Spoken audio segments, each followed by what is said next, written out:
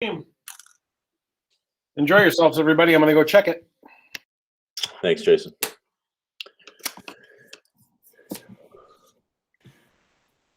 All right.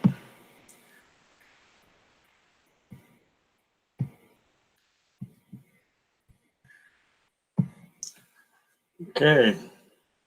Ready to go? Or we're waiting for Jason to get back?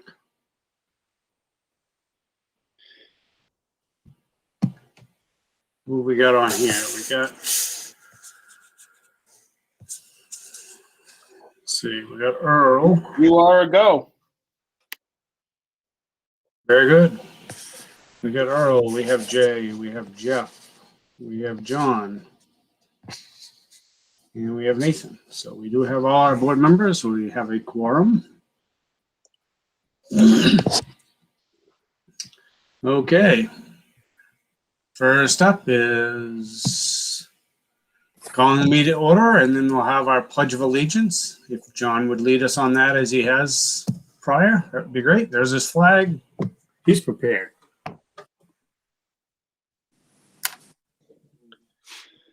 United States of America, and to the republic for which it stands, one nation, under God, indivisible, with liberty and justice for all.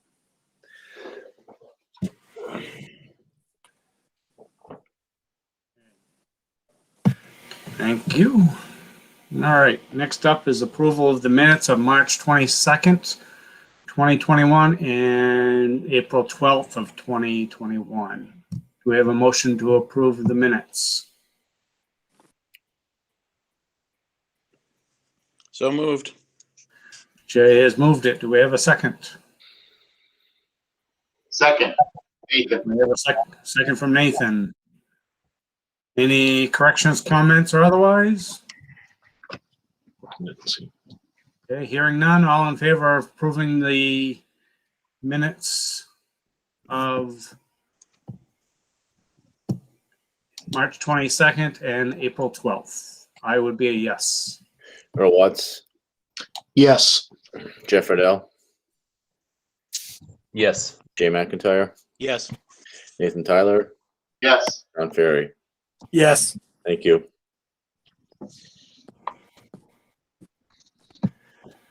All right.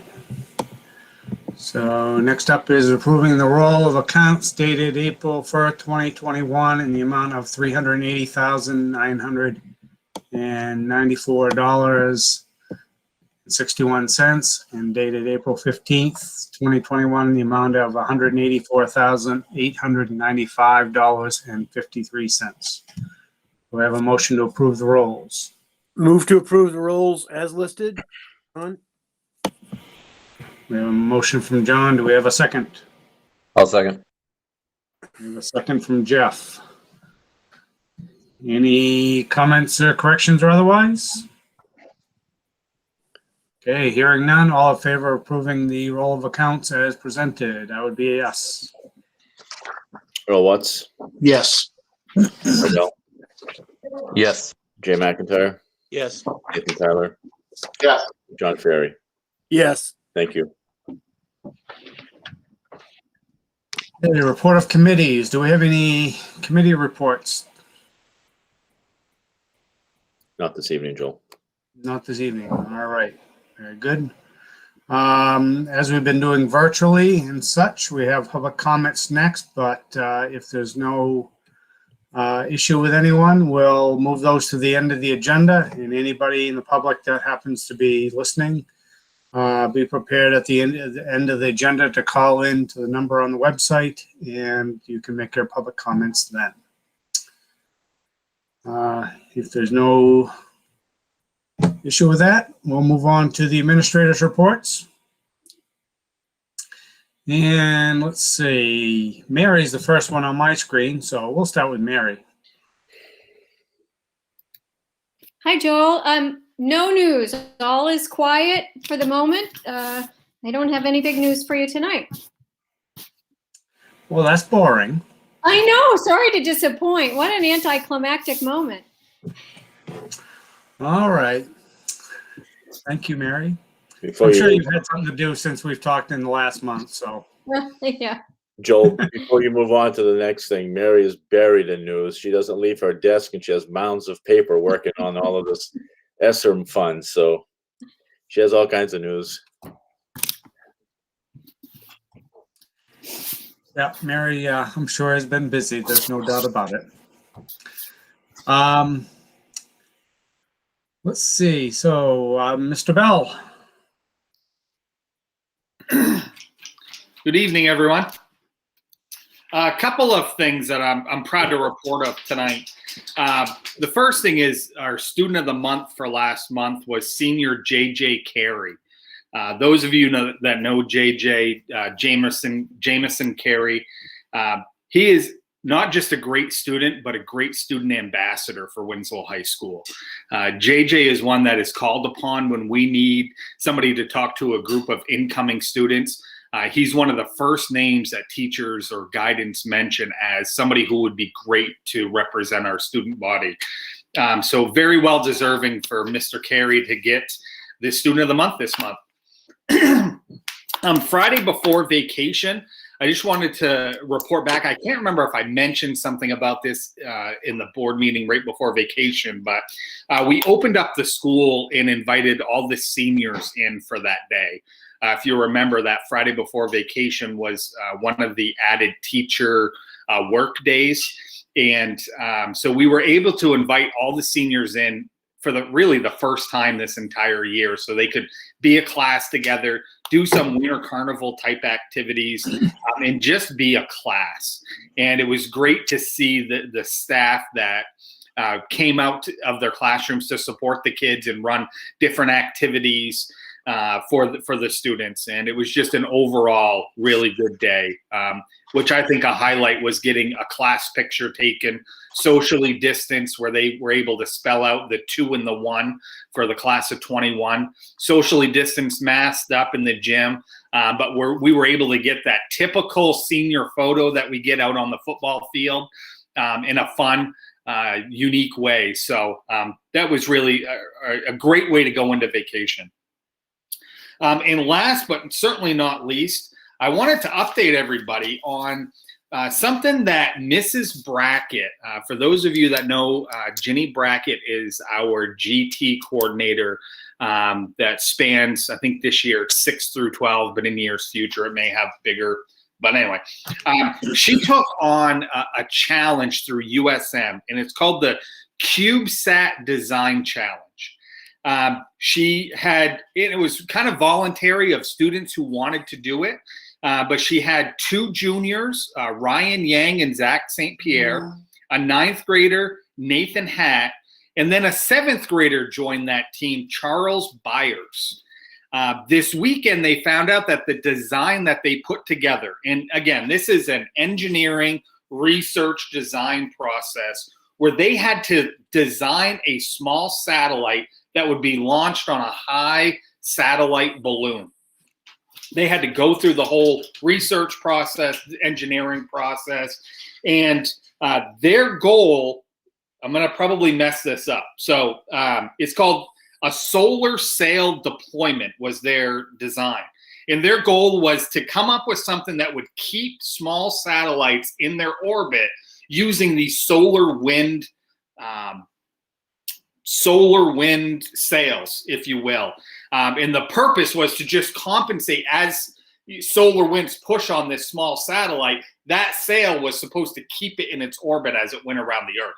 So a lot of research went into this. I do want to have them come to a future school board meeting and present what they've done and what they've built. But they were one of 3 design teams across the state that was chosen to actually put their satellite together and put it into orbit.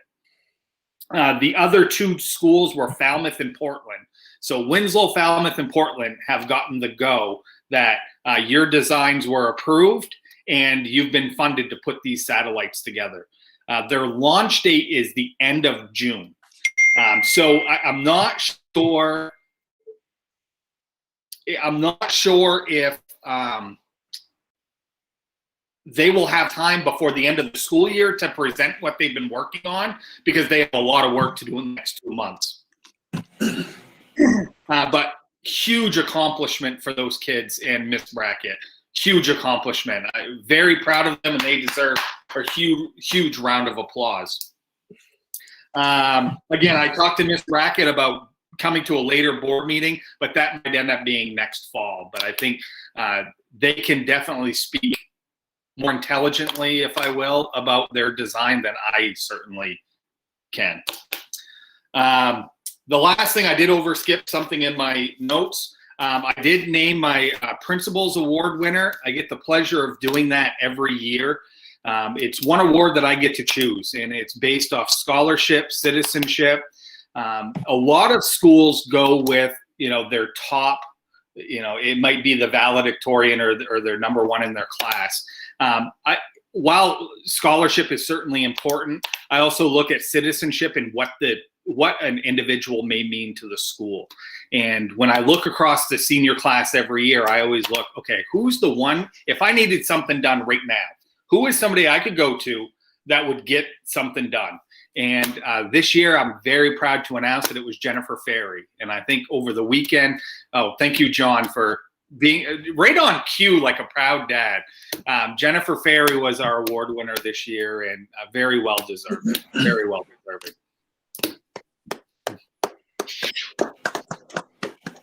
Kudos to Jennifer and definitely to John. And normally this is highlighted by a banquet that every principal and their award winner goes to up in Orono. Unfortunately, this year with COVID, obviously, we're not having that. But Jennifer's name will be added to a pool for scholarships. And, there's 10 scholarships for about 150 recipients. So hopefully Jennifer's name gets pulled in May when they have that drawing. But I think that's all I have. If there's any questions, I'll double check, make sure I didn't skip over something else. I think you did is great choice with Jennifer. Great girl. She'll go far. And every year there's great kids. We don't have a hard time finding a good recipient. It's hard. The challenge is picking one. Picking one, right? Because there's always 4 or 5. Absolutely. All right. If that's the most difficult thing you have to do in a day, it's a good thing, right? Absolutely. All right. Thank you. Let's see, Mr. Briggs. Good evening, Joel. Good evening, everyone. Chad, that was a great job summing up the award by Miss Brackett, and I'd like to congratulate Charles, our middle schooler, as well. Speaking of difficulty, Joel, today was the first day we've had all our staff in the building teaching since March 18th. We've either had close contacts or quarantines, and it just dawned on me this afternoon. I was going around saying hi to everybody and welcome back, and so hopefully, knock on wood, we keep that rolling. But everyone was there today, so excellent. I'd like to highlight a few students as well. Amanda, I will email this list to you so you don't have to write them all down. There's 17 names for our March and April student and faculty spotlight. In the grade 6, we recognize Morgan Henderson, Ribbon Bradbury, Tenley Neto, Mira Meek, and Ben Thomas. So congratulations to them. And this is for character and academics. In grade 7, Bella Panette, Bella DeMerchant, Emily Dagnall, Brianna Vayu, Caitlin Gibbs, and Oliver Cutton. Congratulations. And in grade 8, we recognized Addie Blackstone, Kyrie Meek, and Dion Stanley. Congratulations to them. And our 3 faculty spotlight winners were Mr. Murray Bourne, special education teacher, Darren Wood, special education teacher, and Beth LaFountain, our new registrar, who has been an absolute rock star this year in her first year on the job. So congratulations to all of them. And Amanda, I'll send you that list. And then finally, we recognize, we're doing our Renaissance Awards. We did pre-record them. We'll be presenting them at the end of the week. We tried to do it before vacation and then got hit with some quarantining and stuff. So we're going to try to get that off and running for Renaissance for the second trimester. and then we'll do another one at the end of the school year. Extremely important, we recognize all the good things that are going on. We do have a lot of students struggling, but we have many, many students really still excelling. So that's exciting to share. And that's all I have this evening. Very good. Anything for Mr. Briggs from anybody? Okay. Erica Gower. Good evening. So I will have some stuff to share later on in the agenda. So I'm not going to share anything right now, but Joel, if it's okay with you, could I ask that Mr. Price share an exciting, fun update? Sure. Thank you. Thank you. Actually, I had three things relatively quickly. The most exciting one I'll get to, but the first one, as we approach May, it's going to be a full month for assessments. May is when we do our developmental reading assessment for all of our grades for our spring assessment. That'll basically take us May 11th through June 4th. Then we have the state assessment this year in reading and math, which is going to be done by the NWEA. We've got that scheduled for the end of May. And we're still receiving some additional information on the new science assessment for grade 5. The NWEA is for grades 3, 4, and 5. Grade 5 will take a new science assessment. We're waiting for more information on that, but that'll be right near the end of the school year. A couple of other exciting things related to the building. We had a new intercom, I guess I would call it the central processor, put in because we were able to utilize the existing wiring and speakers. And the company that Shelley organized to have that done for us did a great job. It seems to be working out really, really well. Gives us all of the safety features that we were missing with the old expiring system. And I want to thank Shelley for organizing and setting that stuff up. And the company that we worked with, Canfield, the guy that installed this, installed the one that was installed 28 years ago when this building was built. So that probably was a plus. The real exciting news is that over the vacation week, our new playground equipment was installed.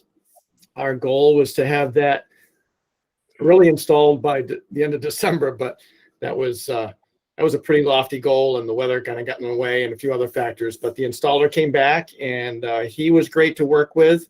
And we coordinated by having Steve Martin, who helped by putting the wood chips on. Well, actually, Steve prepped the site last fall.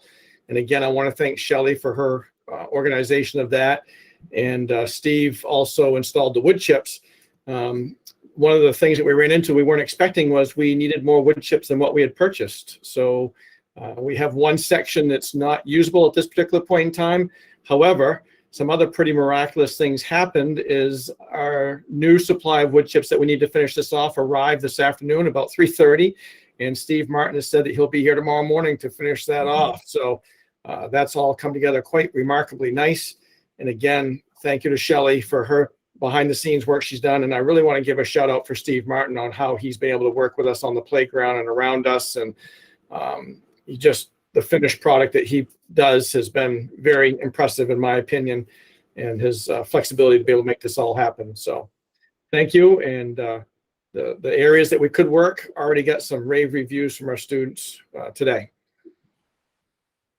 And I guess I would add to that, Mr. Price, while you're thanking everyone, to thank Mr. Price for the hours and time that you have put in to make this happen from the beginning of all of this process, right until Sunday, as you were texting saying, can we find a few extra dollars someplace to get extra chips so that our students are going to be safe when they arrive and use the playground. So thank you for your efforts as well. This is probably a good time for me to say that I ordered them on Saturday before I asked you that question. I figured that. Full disclosure, I don't hide anything. Kyle, All right. I want to take 2 seconds to talk a little bit about the recycling program that Winslow Elementary School has been a part of and recently kicked off with the town. I might have missed the beginning. Are you asking me to talk about that, Peter? Just to mention, yes, what happened with our part with the recycling piece. Sure. So I didn't realize this was happening, but a couple of town council meetings ago, a few months ago, I saw on the agenda that they had an agenda item about establishing some sort of a food waste or food recycling program in town. And in the agenda, I noticed that AgriCycle was mentioned as being, one of the partners in that would take the food waste if this pilot were to get up and going in the town of Winslow. And so I, again, talked with Peter, and I kind of lurked in the sidelines of that initial meeting because AgriCycle has been working with us for the last 4 years, taking the food waste out of our kitchen and cafeteria. So it came together. I think everybody, again, and there's a lot of people to thank in town, our leaders in particular, Erica LaCroix and Ray Karen. They worked with the folks from the University of Maine, Suzanne Lee, who's part of the Mitchell Center for Innovation. That's a new offshoot up there at the University of Maine. And we have a former graduate, Hannah Creighton, who is a Thomas College student that's also tied into this, who's providing some of the educational materials that we can use to enhance what we've already been doing.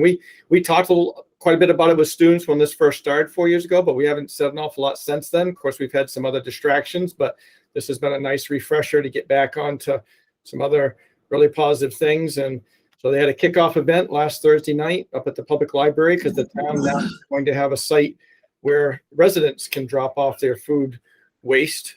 And AgriCycle takes this to a processing facility that's connected to a dairy farm, and it's mixed with cow manure, and it goes through an anaerobic digestion process. And the methane gas that's collected from that is used to generate electricity. And the rest of it is also used for fertilizer and some compost and cow bedding. The solids are dried. And the real benefit here is that the methane that would otherwise be produced and released into the atmosphere in landfills, which is a big problem with greenhouse gases, is being captured and used in this way. So there's a real hope in town that through our cooperation and educational opportunities that we have working with our students, that we can really expand this with the residents, and this will save the town money because the tipping fee to have this stuff go to AgriCycle is less than what it would cost to have it go to the landfill that our current waste in town goes to. So it's as Suzanne Lee said in the news piece, and some of you probably may have gotten the link to that, at least school board members, I think, received that. It's a triple win. It's a win for the environment. It's a win for taxpayers, and I can't remember what the third one was, but it's all good stuff. Thank you, Kyle. And just to add a little bit to that, they've asked if the high school and the junior high school would be interested in also participating in this program. Had conversation with Jason, Chad, and Shelley, and all are very much in agreement that this would be an outstanding way to continue to support our community, as Kyle just mentioned, on those three areas, whether it be environmental, educational for our students as they leave us and go to other communities, to have that educational component about the importance of taking care of our earth, and obviously the additional tax dollars that can be saved from this. Joel, before we go any further, I had promised Mr. Agnew that once he came online, that we would kind of hold the meeting and let him do his presentation, if that's okay with everyone. That is fine with me. Did he show up online? I didn't. I'm not seeing him. Not as of yet.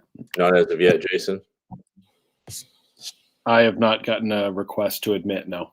Okay. Very good. Okay. So I guess we'll keep going. Yes. All right. Jim Burgoyne. Just wanted to say that we got through our first week of the regular season the other day with track, softball, baseball, lacrosse. Everything went great. The spectators were super about wearing their mask. They kept their social distancing, which was great. And I'd just like to thank Charlie McCann because he really worked hard during the April break and before to get the fields ready, and they look super. So we're excited. First week's over and everything went great. Great to hear that. Given what happened the last spring season, I'm sure they were very excited to get out there. John has his hand up. Go ahead, John. I just want to know if the teams got the numbers they needed. Which one? All of them. Which they all get the numbers they needed to participate? Numbers are down, but every program's numbers are down across the state. Every school's reported a lot less students, but most of our teams are healthy. They're just down what they normally would have for athletes. But they have enough to participate. We have one team that is going to play a JV schedule this spring because of a lack of numbers, and that's the only one that struggled with the numbers, and that was girls lacrosse. Thank you. Yep. Earl, you had a question? Yep, I do. And I remembered to take myself off mute too. Moving forward, are we going to have any kind of, or put together a budget request to take care of some of the stuff that didn't get taken care of last? And when I say didn't get taken care of, just stuff laid dormant for a year. So like the mats for the pole vault area, is that stuff that can come under the COVID relief where it didn't get used, and because it didn't get used, it didn't get the upkeep? Am I making any sense with that? That's a Peter question. As far as that goes, Peter, what he's talking about is our pole vault mats had a lot of mice living in them for the last 2 years, and they're not safe for us to jump on anymore. And the replacement cost for that's about $16,000 to $18,000. So we're just not going to do pole vault this spring due to the lack of funds.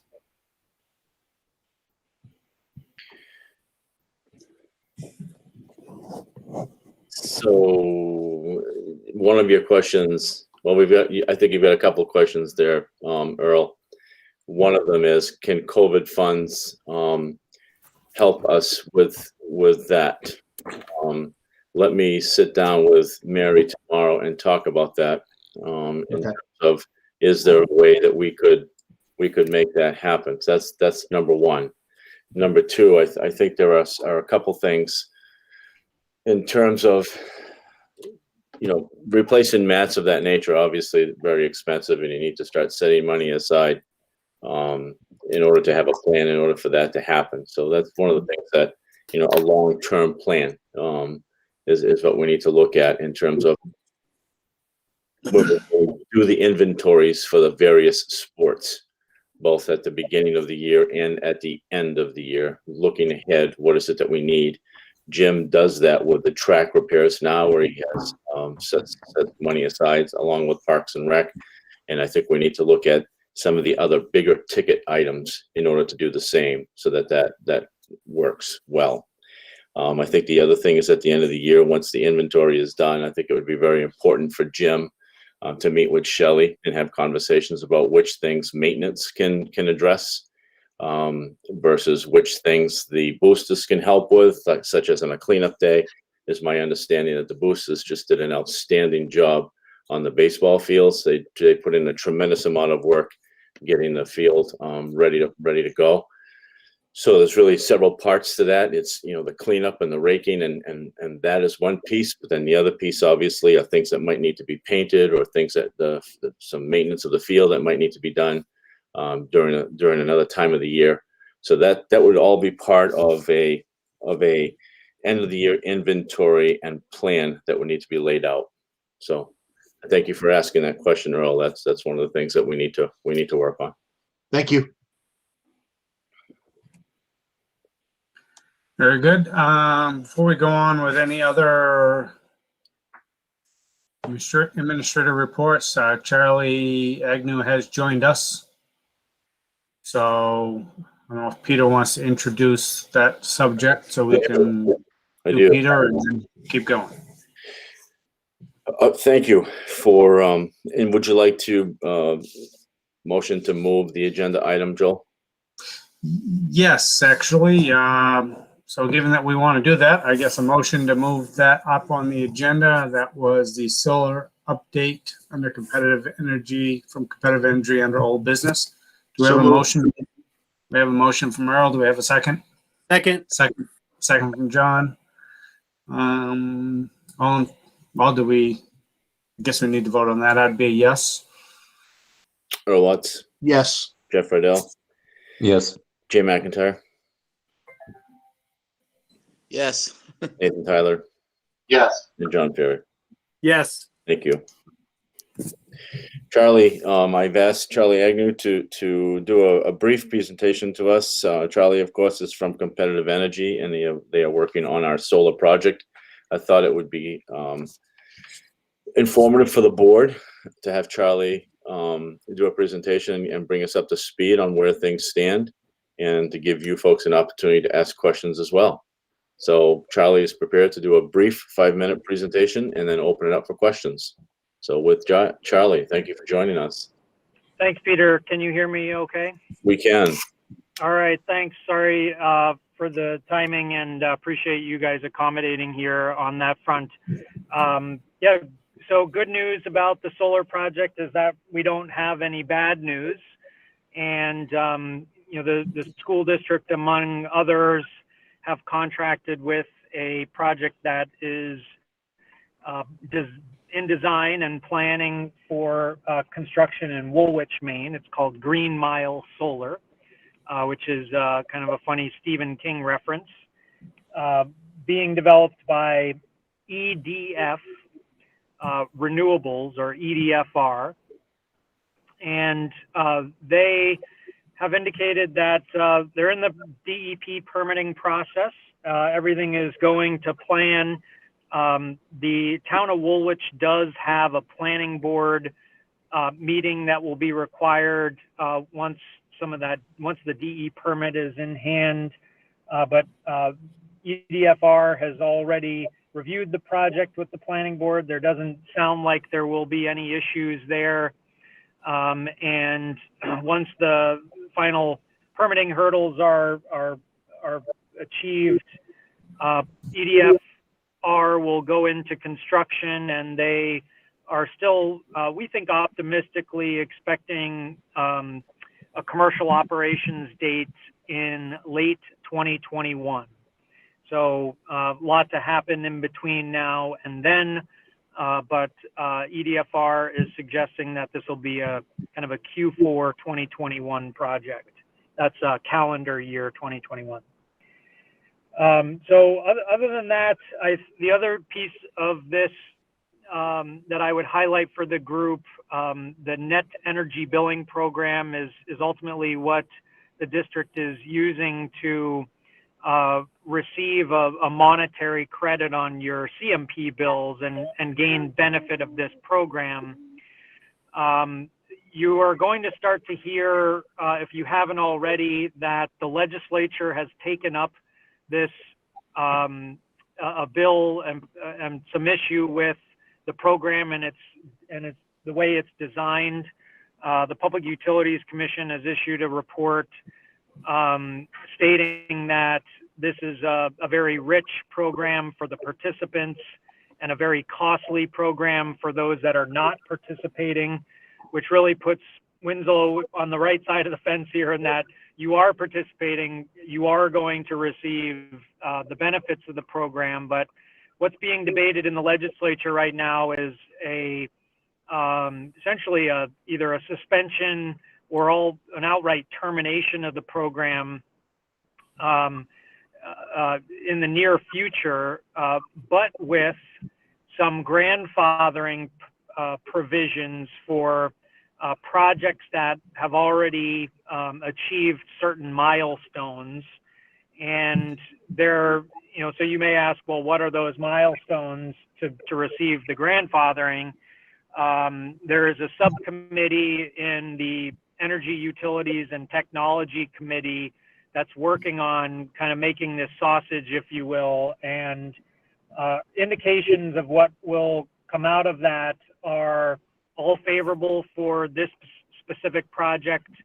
There seems to be consensus around suspending the program, but grandfathering projects that have reached a number of milestones by December 31st, 2020, under any iteration of that cutoff date that we've seen, your project is clear and was ahead of all of that. So there are no concerns, but you're going to start hearing about this. Most likely, the legislature is going to upset the development community and they're probably going to fire off some PR campaign. But I will keep you posted on this, Peter. Share any relevant updates. But we are in a really good position, having taken early action, relatively early action. So kudos to you all, and I'll pause there for any questions. Thank you, Charlie. Earl, you have your hand up? Well, I had my hand up. It was for Jim, but yes, actually for this too. Maybe it's out of the scope, but what's driving the train on the suspension? As I mentioned, the Public Utilities Commission has a report in their hands that ultimately is suggestive that this program is going to, the energy billing program will cost ratepayers order of magnitude about $160 million per year, and will drive CMP customer rates, delivery rates up by about 20% over the next few years. So it's largely driven by, no one's acceptance of that sort of cost increase for what the state is getting overall in exchange for that. So it's a bit of a political issue at this point. Thank you. You're welcome. That wasn't me, Hunt. Anybody else have any questions for Charlie at this time?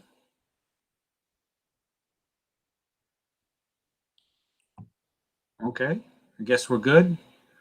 I guess, Charlie, if you anything changes, you'll keep us up to date on the progress. You bet. All right. Thanks, Joel. Thank you very much. Thank you, Charlie. Bye-bye. All right. Well, we'll see how that goes. All right. So I guess we'll go back to administrators' reports and wrap those up. Let's see, looking down through my list here. Jennifer Gagne. Good evening. Sorry, my connection is not very good, so I hope that you're able to hear me okay. So I was just going to report that we've been working with the Department of Vocational Rehabilitation on developing projects to help transition students with special needs into the workforce. And the first thing that we've created is a job club. It's a club that right now is starting with our students in the life skills program at the high school level.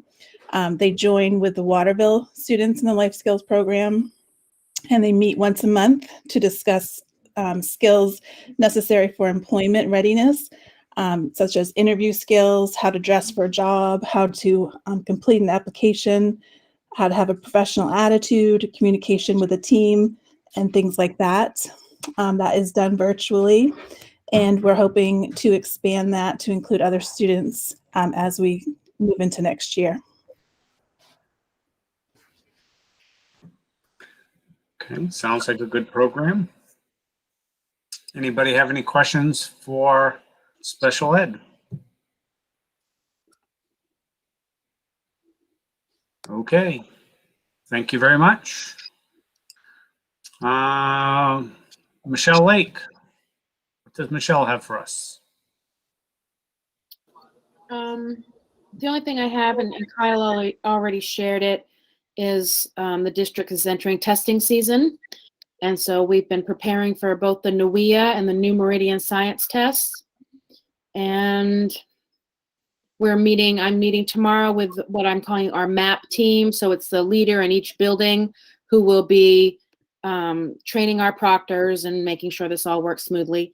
We're meeting tomorrow to touch base, to set a testing window, hopefully, and continue moving forward. I think everything's going really well as we prepare for that. It's a little bit of pressure on us because it feels a little last minute as we wait for the state to kind of shore up their end of things, but we're going to make it happen and give it our best effort and hope for sunnier days next year when we have more time to prepare.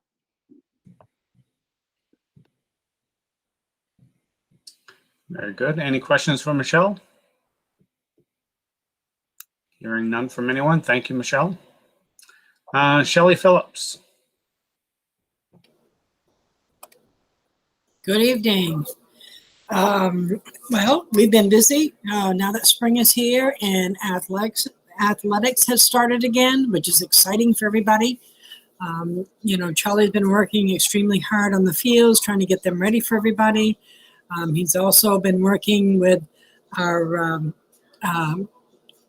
contractor on the outside classroom spaces, trying to divide his time with that, along with the building maintenance.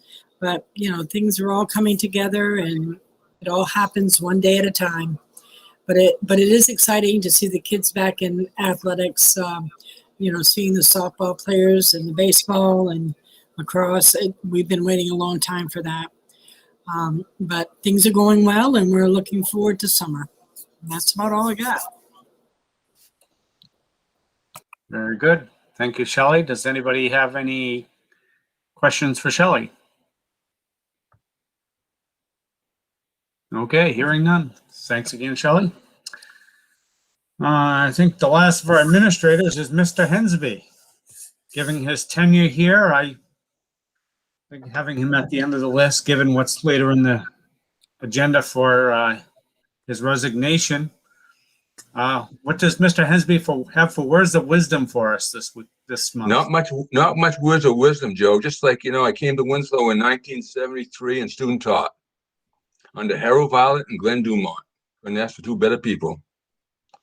Then I left for a while. Then I got a call back from Glenn Dumont and he's leaving and wanted me to come back and teach and coach some football and basketball. So I did and got hired. It's been a great ride. Great people, great community. I've had Nate. Hi, Nate. I had Joe's wife, John's wife, Jimmy Burgoyne's wife. So I got a little history there. It has been a great ride. But also I go back to a great community and great leadership. I'm very fortunate to have that. Taught for 39 years, administrator for 9. And dealing with Chad Bell, I could be his grandfather, not quite. Jason Briggs, same thing. Well, Rick, not I quite, didn't though. say when you started in Winslow, I wasn't even born yet. I know that. Yeah. And when I got hired as assistant principal, who came to bat for me was Peter Tipitot at the board meeting. And I appreciate that. It's been a great journey. And thank you very much.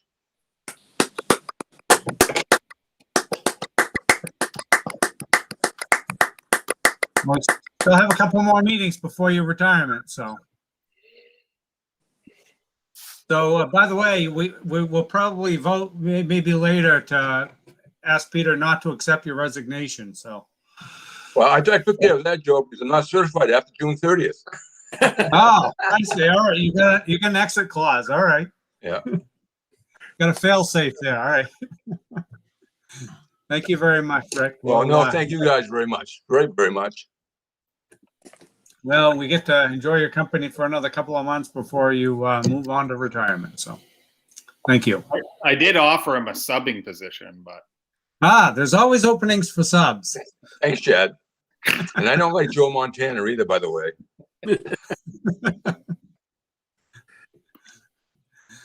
All right. Well, thank you. I think that is all of our administrators. Mike Thurston, I see you're on. Did you have anything for us from the WEA? Just a couple of things. Thanks, Joel. We are excited to go into this final push of the school year. All of our members are pretty excited after a little bit of a rest. We continue to learn and to grow and to experiment and try to get through this year. And I will say that we're also excited knowing that we're going to be part of the discussions as to what the fall looks like, because we don't really know what the state's going to be saying or the CDC or anybody else.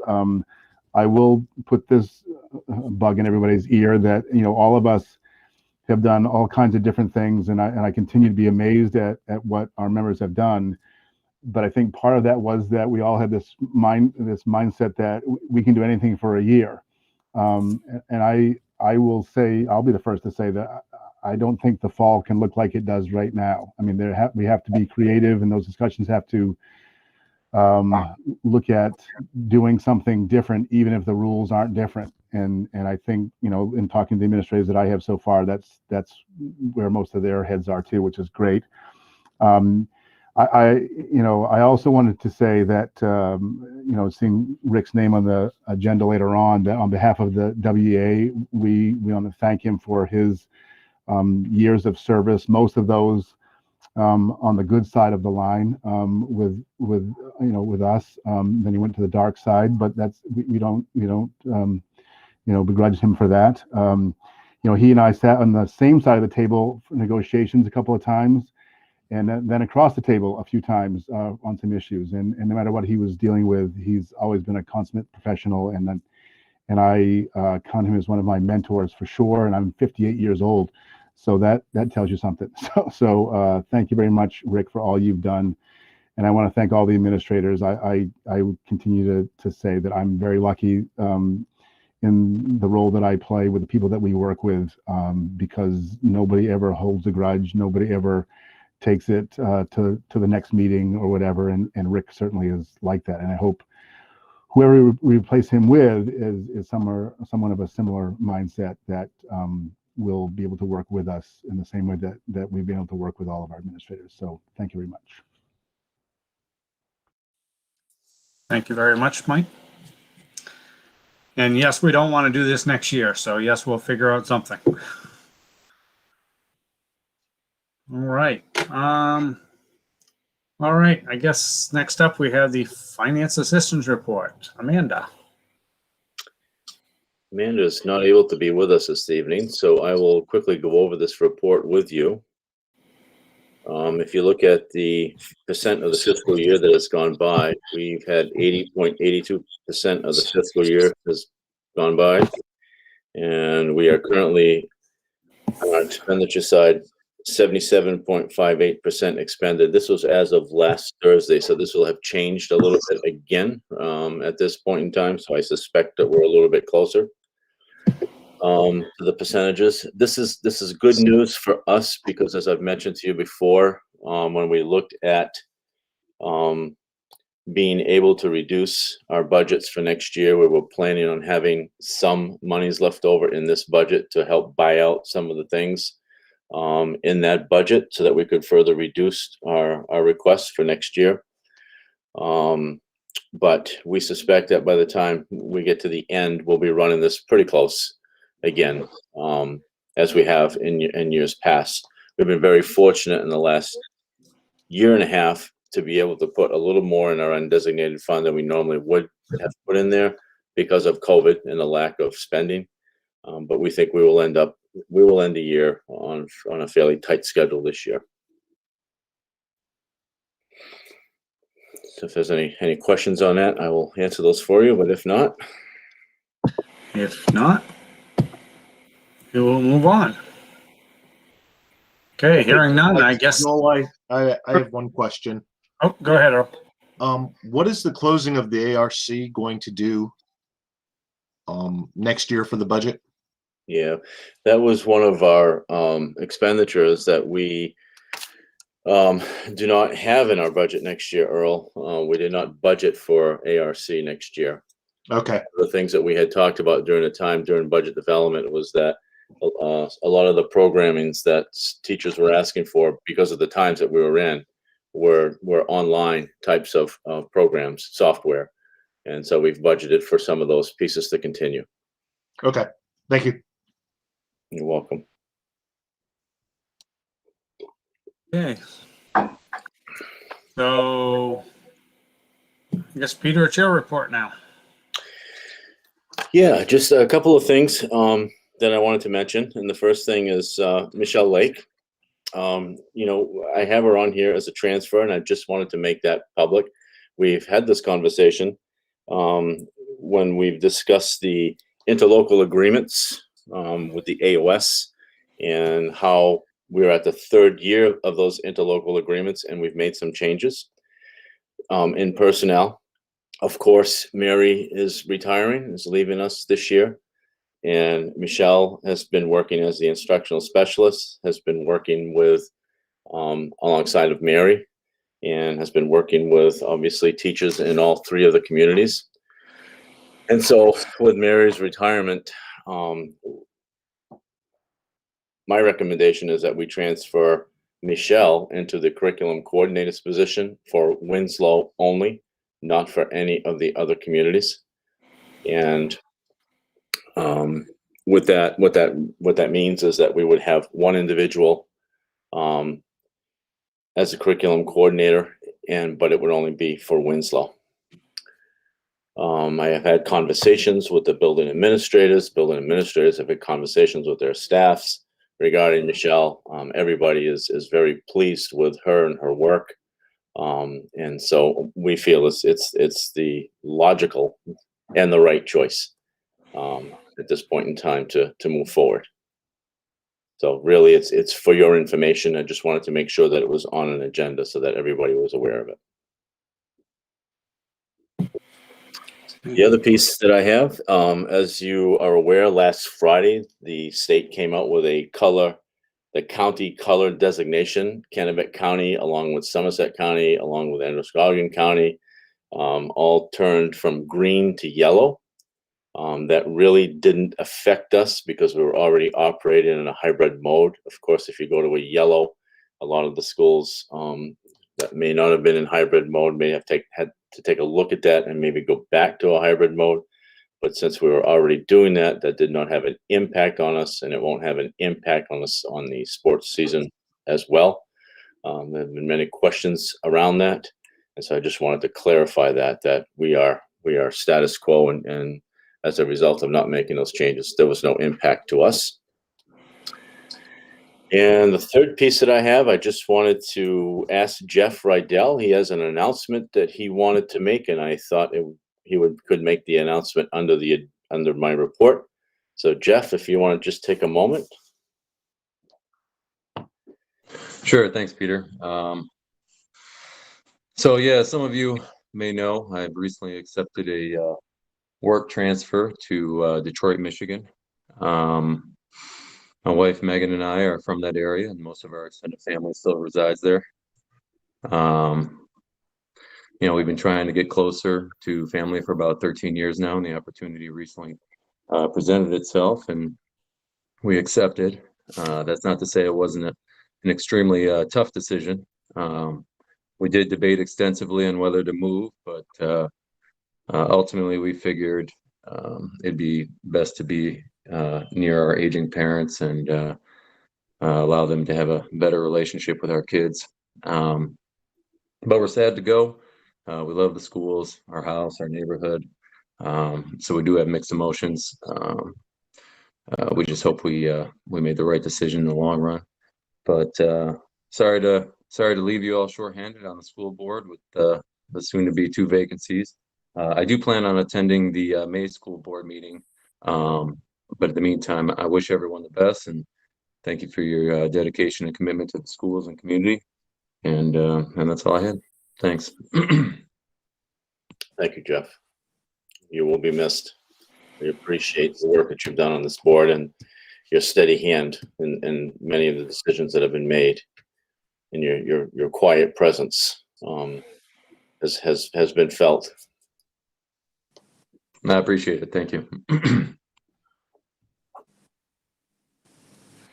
Thank you very much, Jeff.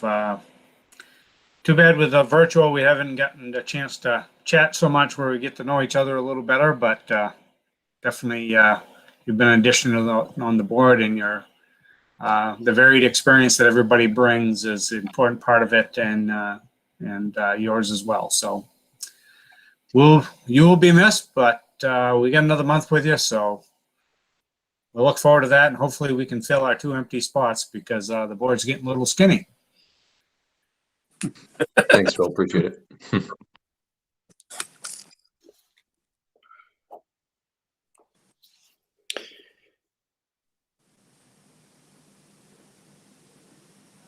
So I guess in regards to the board getting skinny, maybe it's an opportunity we had discussed last month, Peter, about something on the digital signs but maybe we need to go a little further than that. No, Got some thoughts? Yes, I do. I think the signs is a great idea, Joel. I think the other thing that we should do at this point in time is draft a statement, something for the websites from each of the schools, so that anybody who's visiting the websites can see that we have a couple of vacancies for board positions, and we'll put something together and get that advertised to that effect. And isn't there a parent-teacher organization that might be able to put the word out as well? We do have one at the elementary school. I think you'll find that they're having a hard time themselves filling their own vacancies, but certainly we could ask them to help spread the word. Perhaps someone from the organization would like to step up as well.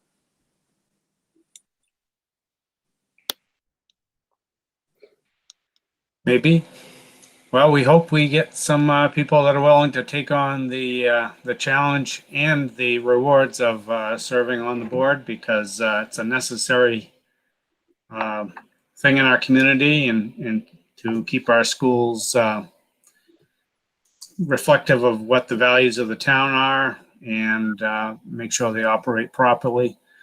So that will open up a position in District 3 and District 4, if I'm not mistaken.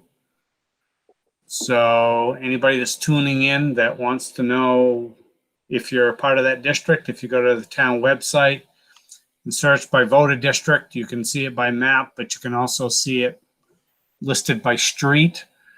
And you can find out if either of those districts are where you live. But we surely need some volunteers to step up and help us do what needs to be done. So hopefully so. We're getting a little thin. I'm not, but the board is. All right. So Peter, have you got more? No, that's it. Okay. All right. Well, thank you. And old business, we already addressed the solar update. So I guess the next big topic is reopening of schools update. Yeah, in a few moments, I'm going to ask the 3 building administrators to give you an update on the components that they reported out at our last meeting. And essentially those components are, what are we currently doing to assist more students who are struggling in this current learning environment? What are we doing to plan for the summer to provide additional assistance for these students? And what are our thoughts as we look into next fall, next year, in terms of how do we provide the additional assistance again? Before I turn it over to them to give you that update, I would like to give you a quick view from 10,000 feet regarding the reopening of schools, what we are calling the reopening of schools next year to full in-person learning.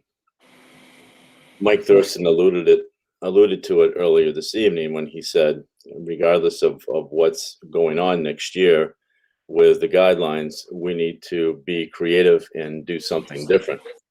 Well, I don't think there's an individual on this screen or a parent who is listening who would disagree with that. We don't know at this particular point in time what the guidelines will be for next year. We know that those guidelines has been a serious barrier for us this year. We don't know if they'll change. We don't know if vaccination is going to make a difference. We don't know. We've asked the question of the Department of Education. We've asked the question of the CDC, and they can't tell us what's going to happen. It's too early. When you look at the rise in the number of cases in this area, last Friday, Kennebec County has gone back to yellow. We're actually in worse case in terms of uptick in cases than we were a year ago at this time. However, on the positive side, more and more people are being vaccinated. On the positive side, we have had conversations with town council and the town manager, because we know that one of the things that we desperately need or will need is space in order for us to bring more students in next fall. At the last board meeting, we had conversations about ESSER funds. We had conversations about bringing schools back in school to in-person learning. One message jumped out and was very clear from the board. And that message was, do whatever you can to get all kids back, if at all possible, to in-person learning. That's the message that I heard. So there are a lot of dominoes that kind of roll into that. One of them has already fallen into place, or is close to falling into place, and that is knowing we will have space at the old junior high if we should need it, if the guidelines don't change. The other piece is, what will it look like? As Mike's stated, we need to do some creative thinking. The administrators and I will plan on taking some time, a half a day, to look at what are some things that we need to consider if we're going to bring all students back. What are the barriers? What are the needs? If we say the junior high is there for us to use, that's one piece. But now we have to go back and say, which students will be there? How many additional teachers might we need in order to make this happen? How could we get creative with our existing resources to provide the extra capacity to teach some courses, if that's what it comes down to in the end? What about busing? How about cafeteria? What will all of those pieces look like? We're in a situation where we don't know if we're going to get the green light at some point and say, all systems go. You can go back to normal next fall. It's okay. If that's the case, then we plan one way. But since we don't know that, we have to start planning a different way right now. And if you were to look at how are we going to plan and what's the thinking going to be, we mentioned during our last meeting that space for us is crucial. Whether we're in COVID or not, we're tight. We've moved to a 2-building campus where we're very efficient, but we are very tight for space. So the number one priority on our list is, let's get all kids back in school, if we possibly can do that, to in-person learning next fall. That's the number one piece.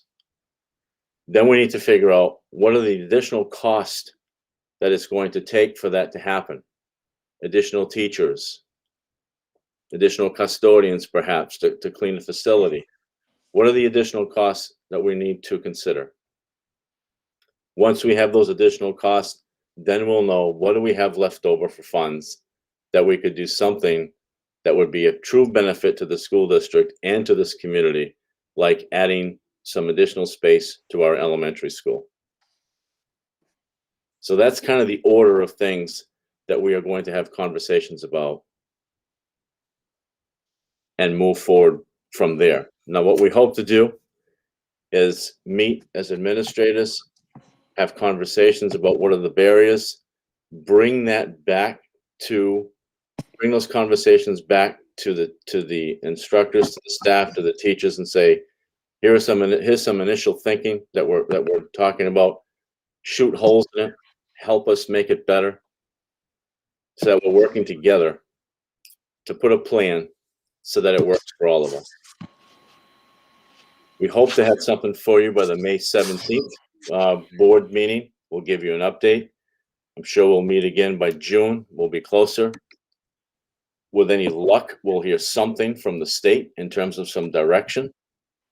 but there's going to be a lot of work that needs to get done between now and then in order for us to have information for you and the community so that everyone knows how we're progressing and where we are with our plan. So with that, I would open it up for questions on those comments that I just made. But if there are no questions, I'm going to turn it over to the building administrators to give you an update on where we are currently. John, I see your hand. You're muted, John. This is a comment more than I believe that we need to get back to school for sure, but I think we need to lead the way and at least have a hybrid type of meeting as the town council is.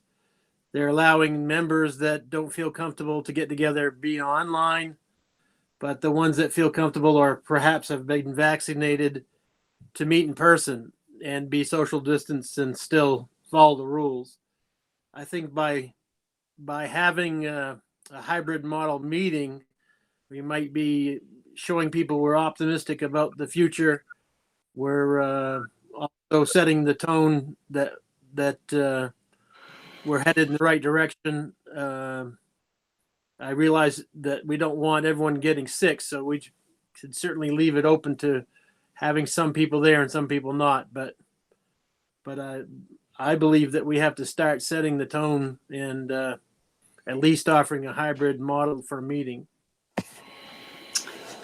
I would agree with that, John. And actually, we have already had, Peter and I have had some conversations about our next meeting being exactly that. So I think we've got a number of us going to be vaccinated to the point that I think we should be able to pull that off with a certain level of comfort. And for those who, there you go, John's got his 2 stickers there. So for those who either haven't been vaccinated yet or other complications, don't want to attend in live, virtual, I think should be very possible. So we're on the same page, John. Thank you. Did anybody else have any questions before the building administrators proceed with their presentations? Okay, go right ahead. Whoever wants to go first. Erica. Hello. So the last time we met, we talked about how we were going to look at 3 different things. We were going to look at what could we do currently for the remainder of the year to help support students who were struggling based on the data that we had. What were we going to do this summer, and then what were we going to do next year? So here's a brief update about the elementary. So we took the 2 grade levels that we noticed the data had the most struggling students for reading, and I asked our math and literacy specialists to pull back a little bit from what they had been doing and put together a schedule of support that they could provide. I also asked our librarian, Heidi Murray, if she had any flexibility, 30 minutes, could she give us 30 minutes a day or every other day to help provide some intervention? I scheduled 30 minutes a day in my schedule so that I could help. These are the kinds of things that in the short term we can do to help boost kids up. Obviously, it wouldn't be a long-term, we wouldn't be able to do this long-term, but it was something that we could put together. And so we have, for those 2 grade levels, looked at providing support to students who were not meeting benchmark.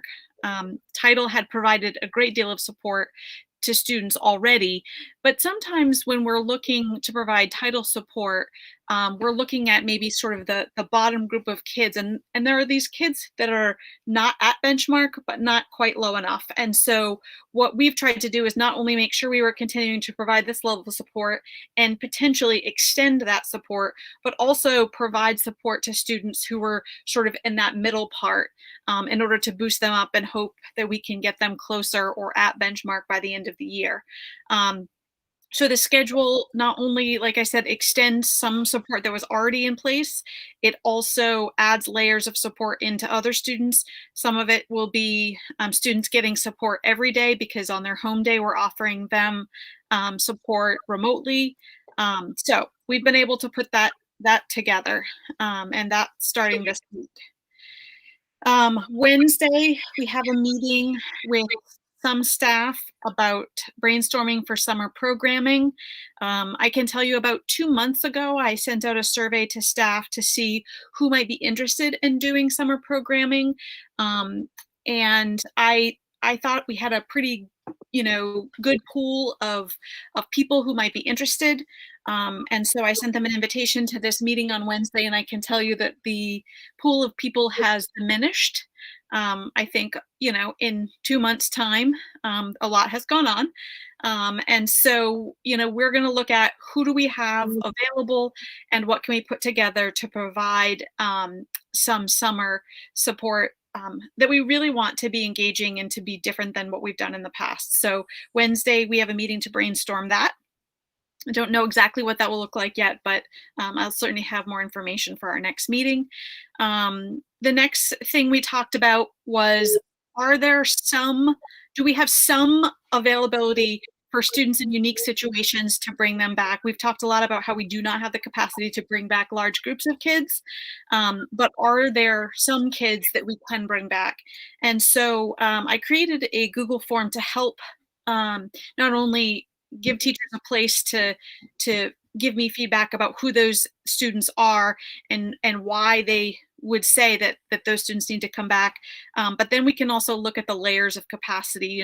Does the regular ed classroom have space for them? Does the bus have space for them? All of those kinds of things. So hopefully by the end of this week, we'll be inviting some students back every day. Today, I had one of our lovely office ladies work on checking with some buses to make sure that they had capacity so that we could make those connections and talk to those families about bringing some more kids back. In terms of next year, hold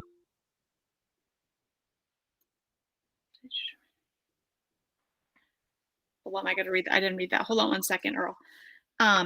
So next year, we have already talked a little bit about maybe adding an interventionist. A lot of what we're going to look at next year will really depend upon what other things we need based on whether the space is the issue or not. So we might say if we're all back that, and we don't have to worry about space, that an interventionist might be a good path, whereas that we might not look for that if in fact we need more classrooms and more teachers. So it really depends on that. Okay. I'm sorry, Earl, I'm going to read that now. So we haven't done a study on it. What I can tell you is that one of the grade levels has not had a full year of school. And one of them is a grade level that has had very few years of school. And this group, the trend that we've seen has been consistent in the time that we've had them. And so it's, unfortunately, we might have been able to catch them up quicker had COVID not happened. But we've been, working as hard as we can. And now this extra layer will help, hopefully help them scoop them up. So that's all I have. Thank you, Erica. Jason? Thank you, Peter. To recap what I talked about last time as well, what we're doing currently, just a quick update. We're down to 48 remote learners. So we did bring, as I stated last school board meeting, some students back to the hybrid model. Unfortunately, even as late as Sunday evening after vacation, parents were emailing me, and there's some that are very concerned still with COVID. So we've lost a few due to the increased numbers in our county. Other things we're doing, we're still meeting with families, especially as I talked about before, the at-risk, whether it's academic, so emotional, mental health risks. We've got one student returning Thursday to hybrid that's fully remote. I'm actually meeting personally with a family on Thursday as well of a student that has not even logged in, really struggling emotionally and mentally. And I think I bring that up a lot with our age group. We've got a lot of kids struggling, and we're quick to think academics, but we're really focusing on a lot of the social and emotional mental pieces right now, just to get the foundation, to get them functioning so they can then get to the academic component. We're still using our super sub, pulling students out to accelerate, not in place of their classes, but to help accelerate during study hall, some more individualized attention. That's been effective. As I stated before, with Chad's group, the high school, we still have students that are tutors. So that programming is doing very well, a huge help. We have teachers giving time. Like, for example, today we had a fully remote student coming after school for some tutoring with one of our English teachers, teacher on their own time. So there's a lot of individual work going on. I'm also working with Chad's staff and guidance with a lot of our 8th graders that are slipping quite a bit. Maybe families haven't reached out to even register for classes next year to really try to get them on track to transition, to end the year on a positive, and transitioning into the next school year. The summer, just an update on our summer enrichment. We have our second meeting tomorrow. We have 10 participants, and that includes staff. Our SRO, Ellen, will be involved in the implementation of this. Amanda McCaslin, so we can work together with the Parks and Rec. Michelle Lake, who's with us this evening, myself, and Tammy, our school nurse. So that meeting takes place tomorrow after school to discuss next steps for summer opportunities. Again, social, emotional, mental, team building, and academics. So it's not just traditional summer schooling. And tomorrow we hope to identify resources that we need in terms of people and space, and when the actual programming will take place, what the duration would consist of in the weeks for this summer, and lock down the professionals that would be available to offer their professional, whether it's academics or the team building, et cetera. To Erica's point, the numbers have dwindled a little bit since I did my survey as well. There's a lot of interest at first, and but I still have 11 coming tomorrow, so I'm hoping they stay on board.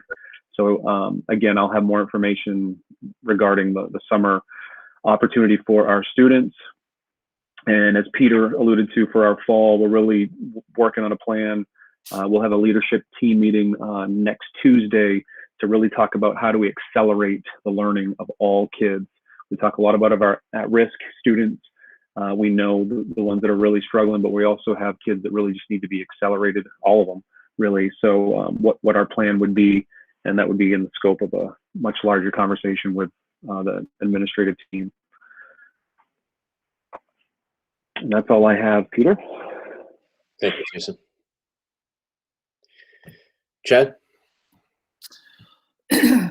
Just to remind you what we talked about right before vacation at the last board meeting, was we had identified some students who we felt were either at risk academically or emotionally in our current delivery of instruction.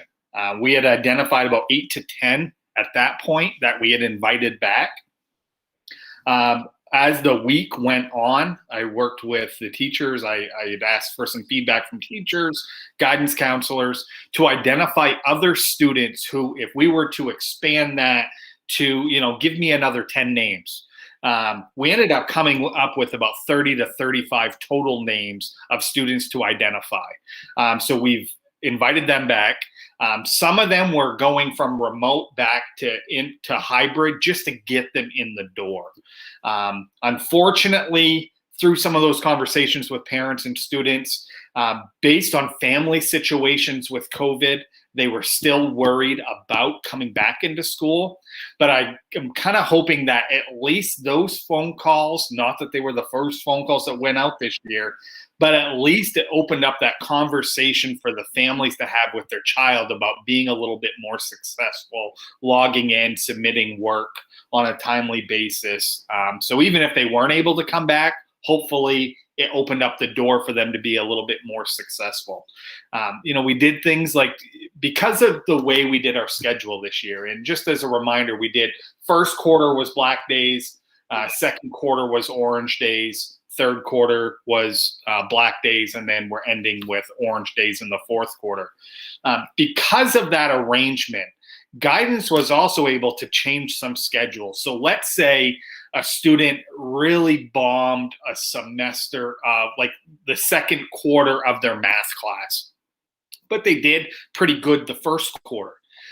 They could then re-enroll them in another math class this quarter to still get that full math credit without losing out on anything. So there was a lot of creativity like that going on behind the scenes, individually with teachers, students, families, to try to make something out of, I don't want to say nothing, but where there may be big holes this year for students.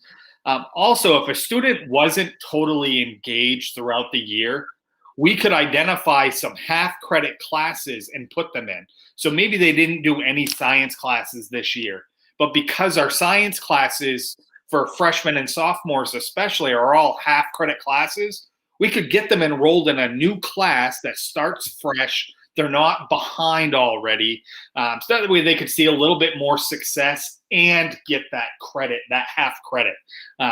If a student wasn't totally engaged in, but they like art, we could say, okay, how about we give you an art class? It wasn't in your schedule originally, but if this gets you in the door, gets you participating in school, it gives you something that you're going to be interested in participating in, and you can still earn half the credit as well. So trying to make those schedule changes just to work with kids and families to get them to engage and to get something out of the school year.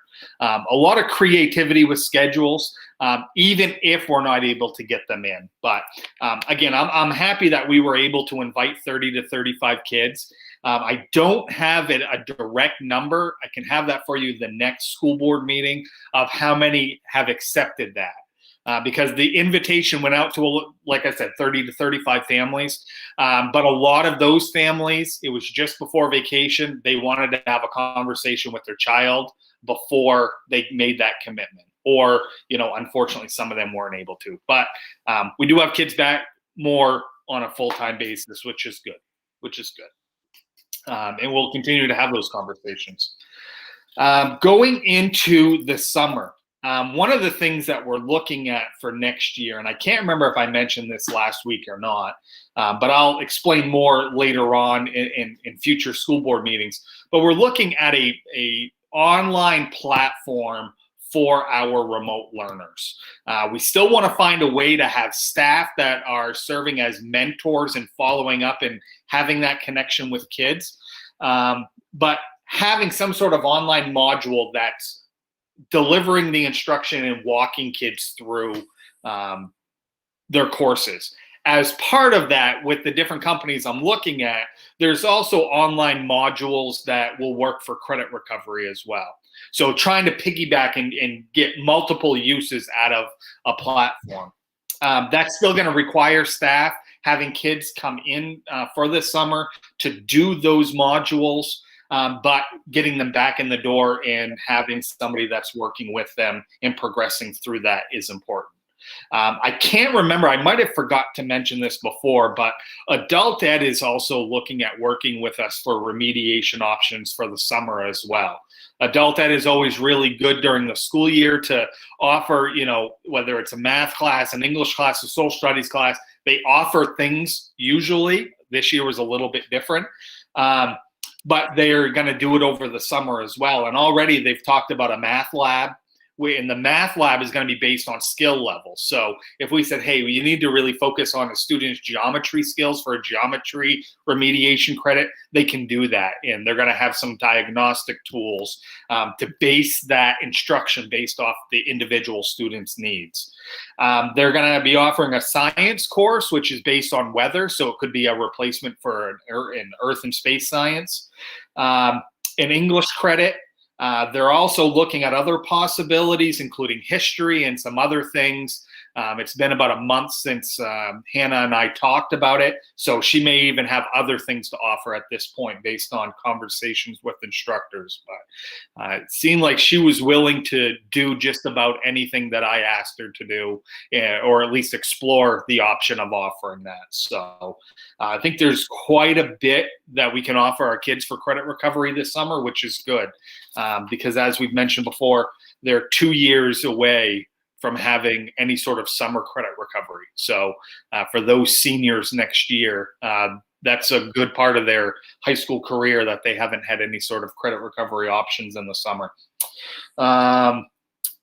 Going into next year, as a district, we're making plans K through 12 on addressing our math needs. Again, this isn't just for pandemic issues. It's more for planning to address some of the needs that we see within our math departments K through 12 with our student skills. But one of the things that's really coming up in our conversations, and we're meeting, God, I almost want to say it's weekly. We didn't meet last week, but we've met twice already, and I think we have either 3 or 4 more sessions to meet. But one of the things that we've talked about K through 12, and I don't want to speak for Jason or Erica or Michelle, but we've talked about the need for that universal screener. And I think Erica and I and Jason talked a lot about that during the budget presentations. But looking at what are some universal screeners that are good K through 12 to really give us good, reliable, prompt information on how our students are doing to inform instruction and inform student needs. Through a lot of help with Mr. Martin at the elementary school, he identified a lot of different universal screeners for the elementary school, but they can be applied K through 12. So we're actually meeting with one of those companies on, I think it's Friday. Melissa Turner, our math department chair, myself, Michelle are going to be meeting with this company to see, okay, how does this work at a high school level, to really let us understand. It would be cool if we could find a universal screener that was K through 12, but if we can't, and in the elementary is using something and the high school find something that works for them, I think as long as we're using something that's reliable, prompt, good information, it'll serve our kids and our teachers a lot better. So that's kind of where we are at in a nutshell. If there's any questions, I'll certainly answer them.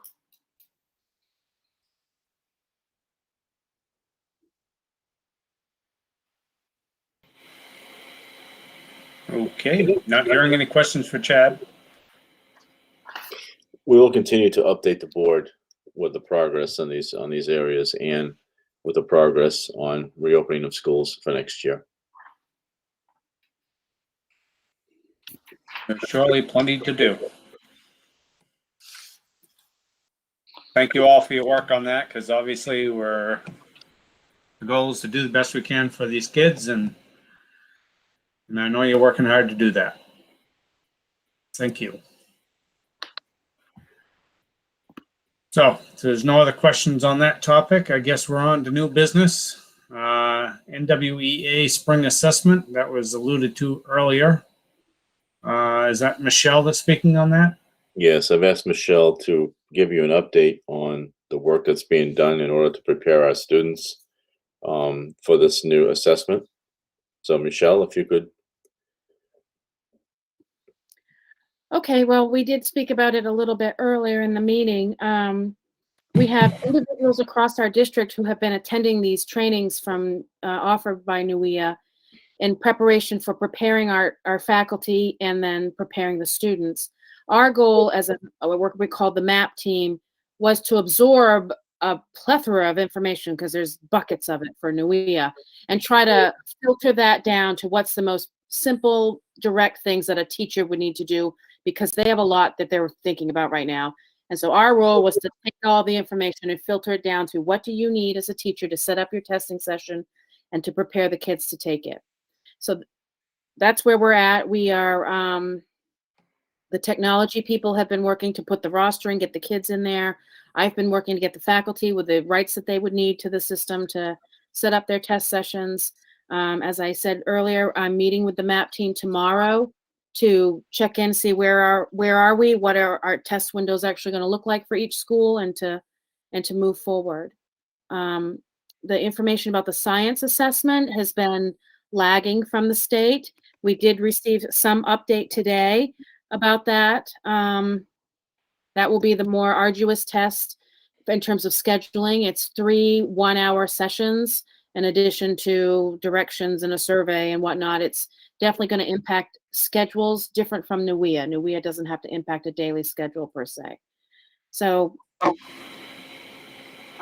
you have questions, I'll try to answer them, but. Okay, any questions from anyone? Okay, hearing none. Thank you, Michelle. I guess just a comment. It's very easy to, it's kind of like this COVID money and this ESSER's money. It's very easy to say, okay, well, somebody's taking care of it, but it takes a gargantuan effort on somebody's part to make sure that happens. This NWEA testing is a totally different assessment for us. Our teachers are not used to administering this. Kyle Price is used to this because he used to use it, and I believe Erica may have used it in another district. But in terms of the middle school, in terms of the high school, this is an assessment that's different, and it requires teachers to have some training. And the last thing teachers want to have right now is being asked to do one more thing with everything else that's going on. So the timing of this is not great on the part of the state. However, we do need an outside assessment to at least get a gauge on how our kids are doing. What's crucial about that is that Michelle and the building administrators are streamlining the process so that they're not overwhelming folks with information. I mean, there are buckets, pages of information that you could go to online, and that would just serve to overwhelm people and get people just give up. So they're doing a great job of streamlining the process so that people only need the information that they need in order to administer and understand and administer this assessment. So kudos to you for that work. I don't know if you know about the nature of Nwea, or if you even want to know, or it's different than, as Peter said, the tests that we've given, in that it's an adaptive assessment. So a child, starts out with a 4th grade question as a 4th grader, and if they do well on that question, they get a question that's a little bit harder as their next question. If they do not do well on that first question, they get a question that's a little bit easier, and the test modulates, it adjusts as kids are taking it, which is a really different way. Our kids have not, for many years, I don't think Winslow has used Nwea. So it's a different style test, and the information we'll get from that will be interesting to see. But if you have questions of that nature at some point, please email me, and I'll be happy to share what I've learned. Looks like Kyle and Earl have both raised hands. I don't know who wants to go first. Did you have a comment, Kyle, before maybe Earl? Yeah, we mentioned this maybe last time too. I'd like to just offer that I think the NWEA is relatively efficient, which is why Michelle says it's not going to change, the daily schedule. We can get that in during the actual content block of time, an hour about for reading, an hour about for math. And then just to sort of elaborate on what Michelle was just saying, I think as school board members, you might need to know this if you don't already know it, but when you get to the end of that test for students, you're answering about 50% of the questions correctly, and 50% of the questions you're not successful with. So it gets you at what they call the level of proximal learning. There's another term for it, Michelle. You probably can help me out with that, but it's not designed to test your mastery at a certain level. It's designed to give teachers information about where that proximal level of learning exists for students to take them to the next level. So part of our training, which will probably happen in the fall, will be more focused on how to take this data and use it for your instructional practice well, which will be very helpful, very useful. The information comes back in 1 day's time. We're not waiting around for a year for this to occur. So it'll be quite helpful, I think. Zone of proximal development, I think, is what you're looking for. By Lev Zavatsky. Vygotsky. Vygotsky. Well, yeah, he's a theorist behind it. I really didn't know that, Mr. McIntyre. I just couldn't pull the words out when I was doing this impromptu. I've got it written down in the document for our staff. Well, that is quite the terminology there, so. My Earl. question is, are we going to be using these assessments next year? Or is this a resource intensive effort for this year and this year only? No, the state is using it for 2 years, I believe. Well, this year or next year, before they, right. So at least this year, and then we would do fall and spring of next year, and then the state will decide what they're doing afterwards. I think they're thinking they're going to make their own kind of assessment. What I think they're headed toward. So people are just going to be getting spun up on this, and then they're potentially going to be asked to change to another system. That's right. Love it. So we've done that. Of course, Earl, right? Yeah. Okay. We've done that so many times. That's the norm. More power to you guys. That sucks. So if I can add to that, back when I did my budget presentation, I talked about adding money to do whatever state assessment and add it so it was 9 through 11 at least. Because it's only going to be 2 years, we're looking at a different, not using NWEA for 9, 10, and 11, but finding a different universal screener that fits what we want it to be and not have to chase the tail of whatever the state decides to do. So right. Well, and the Nwea test is norm referenced. It's not standards referenced. And so that's something we want to think about as a district on how will we really use the data from Nwea maybe differently than we would use it from some other source. So I think we have as a district things to discuss.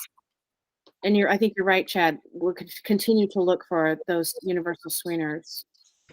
Well, and I'll add one more point, which I think is that you actually, in some ways, have sort of a good opportunity here because you've been hearing each one of the building principals over the last several months talking about these universal screeners that are not all that different from the Nwea. And so here you've got, folks who could investigate a different universal screener at the same time that we're required to administer the NWEA. And even if the state moves away from it, if the district found it was useful, then the district could decide that that's the universal screener that they go with. If as they investigate different universal screeners and find that they are suiting their purposes a little bit better. So I think over the next year, even though it stinks, and you're right, Earl, to put all that energy into it is a challenge. If you look at it from the Pollyanna side of things, you actually might have some kind of a cool window to start to examine what resources would be, most beneficial for the district. And these things are open for the school board and the districts to decide as long as they're accepted. They don't have an impact on accreditation or anything like that, as long as it's an accepted device. Well, you have, you have to go with what the state's. If the state were to continue with NWEA, you would still have to continue with that because it's a condition of your receiving federal funds. So it's this accountability piece. So that's what the MEA in all of its iterations, the smarter balanced, the one we've got now, this new Meridian Science, the NWEA, it's whatever the state is, we're obligated if we want to continue receiving, for instance, our title funds.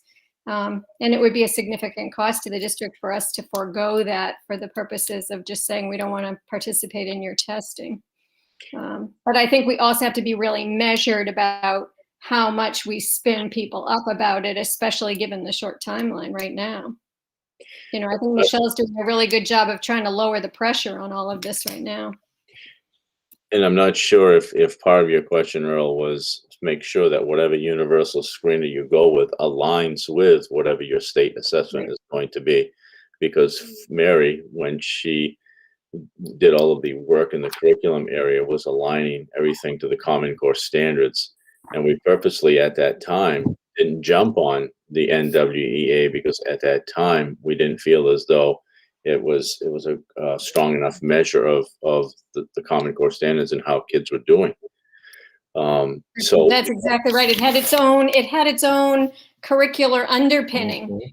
And so teachers were all set to ready to act on it when they didn't even know, well, they expect kids to be doing this at such and such a grade, but our state standards don't align with that. So I think that's one of the benefits. NWEA has moved in that direction now. It's based on the Common Core, which is what the main state standards are based on. So there's that positive. But Peter's exactly right. You're going to want to make sure that we're not sending teachers, especially when teachers see some numbers, some data. We're all kind of, intrigued by that. And so we want to make sure that we're giving them information that's as accurate as possible. So over the next year, Michelle, I'm sure with the building principals, we'll be looking at how do these different measures that we're using triangulate with other information that we have, such as the DRA or any other information that classroom teachers have.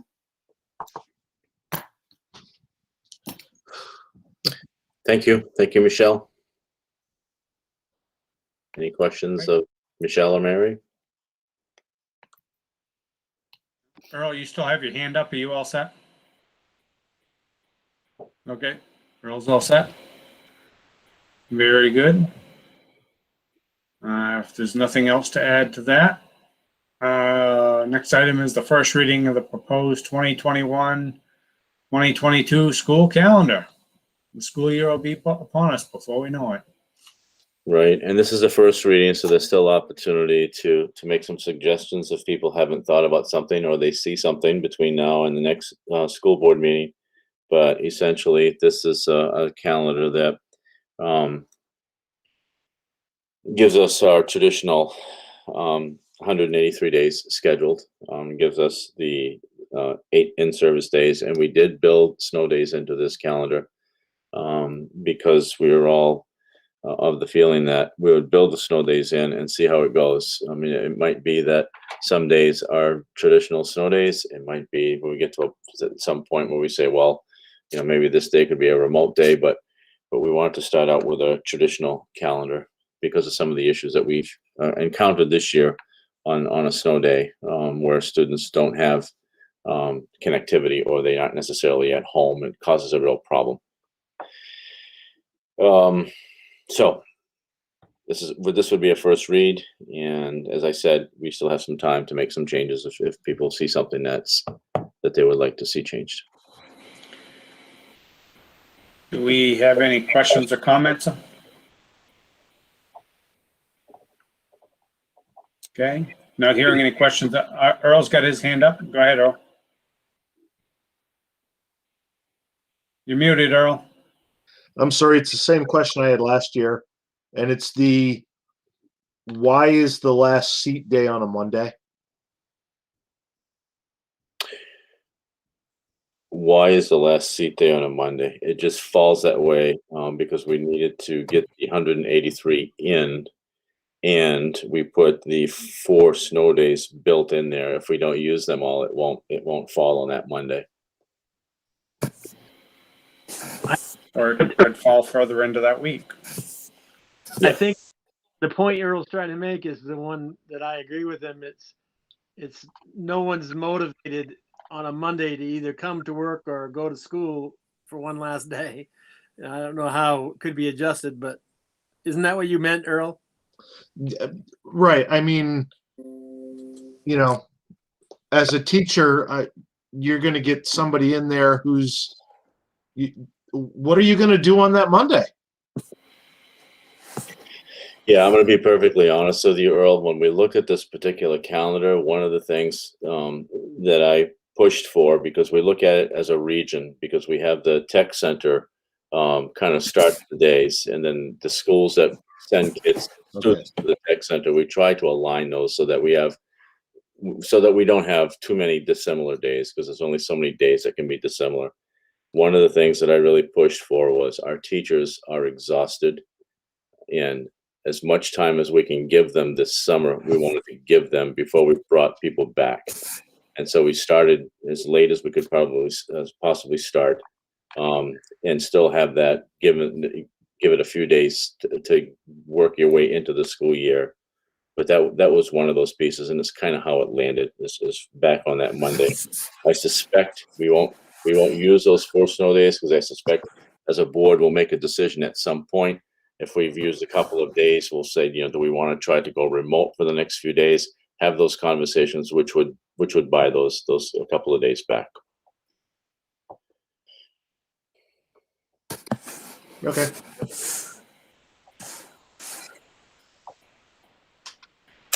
Okay. So if there's no other questions on that, I guess I would entertain a motion to approve the first reading of the 2021-2022 school calendar. So moved. We have a motion from John. Do we have a second? Second. A second from Jay. Any other questions or comments? Okay, if not, all in favor of approving the 2021-2022 school calendar, the first reading, I would be a yes. Earl Watts, Yes. Jeff Riddell, Yes. Jay McIntyre, Yes. Nathan Tyler, Yes. John Ferry. Yes. Thank you. All right. Thank you all. All right, so next up is vote of appointments.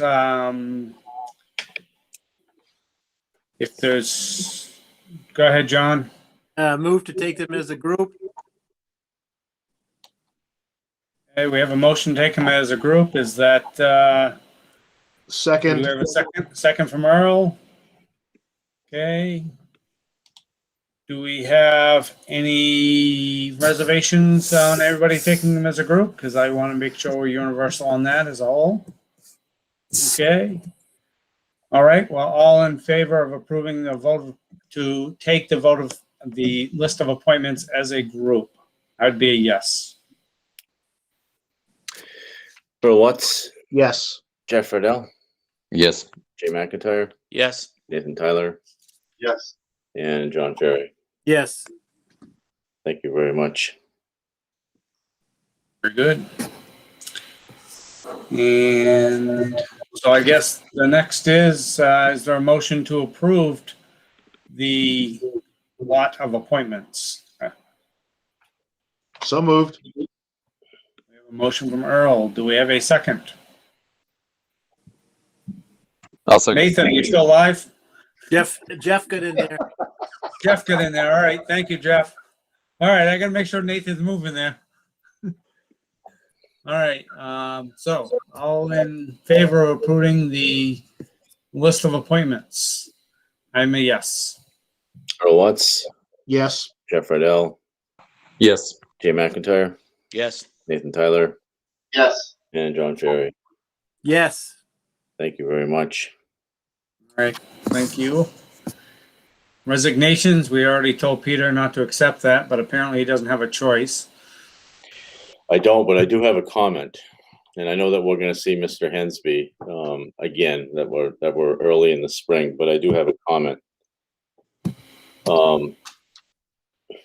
It's hard to believe.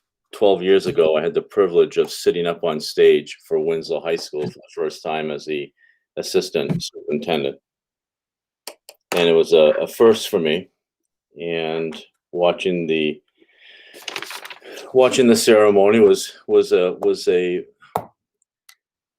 very heartfelt evening, because, as you know, graduation is a culmination of everybody's work, from the pre-K teacher all the way through the adult ed instructor.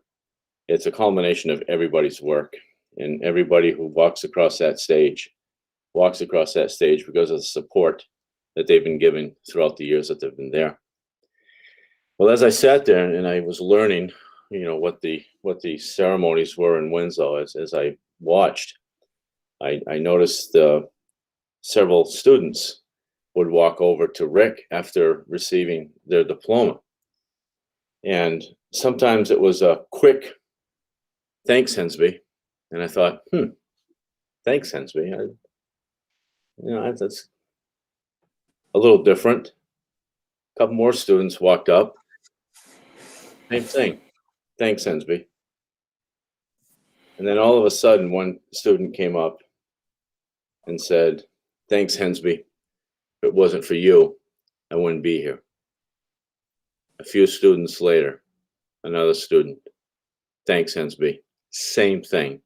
If it wasn't for you, I wouldn't be here. At that moment, I realized that this individual who had been in the school district for so many years has a legacy. And the legacy is how he touched the lives of students year in and year out. We talk about getting our kids back to school and why we need to get them back to school. Well, the reasons are obvious, right? But this one of these reasons, when you're able to touch a child in that way, to make a difference, for that child to grow up and become an adult, and then to pay it forward and give it back to somebody else in whatever community that they're living in. That's what this is all about. And that's why we do this. So we'll have another chance to say thank you to Rick. But I want to say thank you to Rick tonight for your years of service and for the legacy that you have established and role modeled for the next person who is in your position. Thank you so much. And by the way, another tribute to all of you who are on this screen, board members, administrators. You have 26 applicants for that position. 26. That says a lot, I think, about this district and about people wanting to work here and be a part of this system. So thanks to all of you for all that you do to make this a very special place. That's all I have, Mr. Selwood. All right. Well, thank you for those nice words. So before we move on, I just want to remind everybody that we moved to the public comment section to the end of the agenda. So if you're going to call in, now is the time to do it. You got a very short period of time to make your voice heard. So while we're waiting for your call, if people are calling, doesn't appear we have any other business on the agenda. The next meeting is scheduled for May 17th at 6 o'clock. Location to be determined, because I think we're pretty determined to do a hybrid version at the least. Because heck, I want to see all your smiling faces live before the end of the school year. So we're running out of time. Jason, get that old cafeteria ready and fired up. Well, I noticed in these appointments where we got Shelley coming back, I know she loves that old building and she just had to, has to have it back. Yay, Shelley. So, all right. Well, we'll look forward to our next meeting being a little closer than we are right now with the digital format. So, do we have any public comment phone calls, Peter? The phone is not ringing off the hook tonight, Joel. All right. Very good. Well, hopefully the next call you get is somebody that's volunteering to be on the school board, and my information is on the website. So if anybody wants to send somebody my way to discuss the possibilities, I'd love to hear from them. Thanks, Jeff. We will post something online, Joel. All right. I appreciate that. Okay. Well, that being said, and no public comments, I will entertain a motion to adjourn. So moved. So moved from Jay. Do we have a second? Second. All right. There you go, Nate. All right, great. We have a motion. We have a second. If there's no objections, all in favor of adjournment, I would be a yes. Yes. Thank you, Earl. Jeff? Yes. Jay? Yes. Nathan? Yes. And John. Okay. Thank you very much. John wants to keep going. Okay.